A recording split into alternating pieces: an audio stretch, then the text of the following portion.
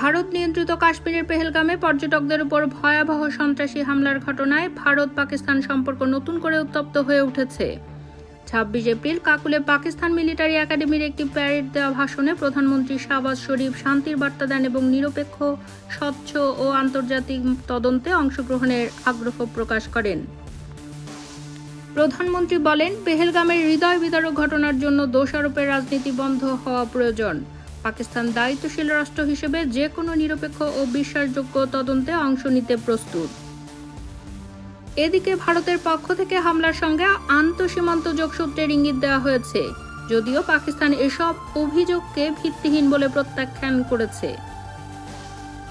গত ২২ এপ্রিল পেহেলগামে সশস্ত্র বন্দুকধারীদের হামলায় ২৬ জনের মৃত্যু হয়, যাদের অধিকাংশই ছিলেন পর্যটক। দ্য রেজিস্ট্যান্স ফ্রন্ট নামের একটি সংগঠন হামলার দায় স্বীকার করেছে। এটিকে ২০০০ সালের পর কাশ্মীরের সবচেয়ে বড় প্রাণঘাতী হামলা হিসেবে দেখা হচ্ছে। শাহবাজ শরীফ তার বক্তব্যে বলেন, কাশ্মীর পাকিস্তানের ঘাড়ের শিরার মতো। জাতিসংঘের বহু প্রস্তাব সত্ত্বেও এখনো এ সমস্যার সমাধান হয়নি। পাকিস্তান সবসময় কাশ্মীরদের আত্মনিয়ন্ত্রণের অধিকারের পক্ষে থাকবে।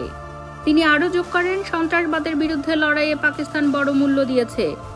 ৯০,০০০-এর বেশি প্রাণহানি ও বিপুল আর্থিক ক্ষতির সম্মুখীন হয়েছি আমরা। পাকিস্তানের প্রতিরক্ষা মন্ত্রী খাজা আসিফও একদিন আগে নিউ ইয়র্ক টাইমস ও স্কাই নিউজকে দেওয়া সাক্ষাৎকারে বলেছেন, আন্তর্জাতিক পর্যবেক্ষণের মাধ্যমে পরিচালিত যে কোনো তদন্তে পাকিস্তান অংশ নিতে প্রস্তুত। তবে পাকিস্তানের বিরুদ্ধে প্রমাণ ছাড়াই অভিযোগ তোলা রাজনৈতিক স্বার্থ হাসিলের চেষ্টা মাত্র। তিনি হুঁশিয়ারি উচ্চারণ করে বলেন, পাকিস্তানের ভূখণ্ডে যদি কোনো ভারতীয় হামলা হয় তাহলে তা পূর্ণমাত্রার যুদ্ধে পরিণত হবে, যা গোটা অঞ্চলের জন্য ভয়াবহ পরিণতি বয়ে আনতে পারে।